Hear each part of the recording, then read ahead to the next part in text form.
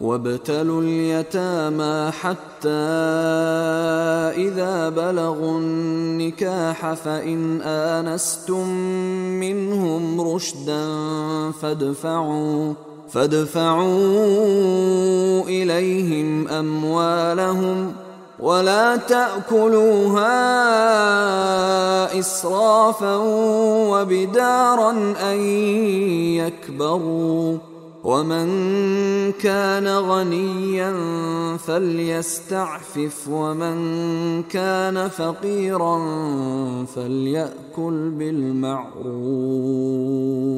فإذا دفعتم إليهم أموالهم فأشهدوا عليهم وكفى بالله حسيبا وابتلوا اليتامى حتى إذا بلغوا النکاح، اور یتیموں کی دیکھ بھال کرتے رہو، جانچ پرکھ کرتے رہو، دیکھتے رہو کہ ان کے اندر کبھی شعور پیدا ہو گیا یا نہیں۔ فَإِنْ آنَسْتُم مِّنْهُمْ رُشْدًا، تو جب تم دیکھو ان میں کہ اب یہ باشعور ہو گئے ہیں، سمجھدار ہو گئے ہیں، فَادْفَعُوا إِلَيْهِمْ أَمْوَالَهُمْ، تو ان کے اموال ان کے حوالے کرو۔ وَلَا تَأْكُلُوهَا إِسْرَافًا وَبِدَارًا أَن يَكْبَرُوا، اور دیکھو اس مال کو کھانے کی کوشش نہ کرو، ہڑپ نہ کرو جلدی سے، کہ ایسا نہ ہو کہ بچے جوان ہو جائیں تو یہ مال تو دے ہی دینا ہے میں نے، تو اس سے پہلے جتنا بھی اس کو میں کھا جاؤں کھا لوں۔ وَمَنْ كَانَ غَنِيًّا فَلْيَسْتَعْفِفْ، اگر کوئی جو ولی ہے یتیم کا وہ غنی ہے، اللہ نے اسے خود دے رکھا ہے، کشائش ہے اس کے پاس، تو پھر اسے یتیم کے مال میں سے کچھ بھی لینے کا حق نہیں ہے،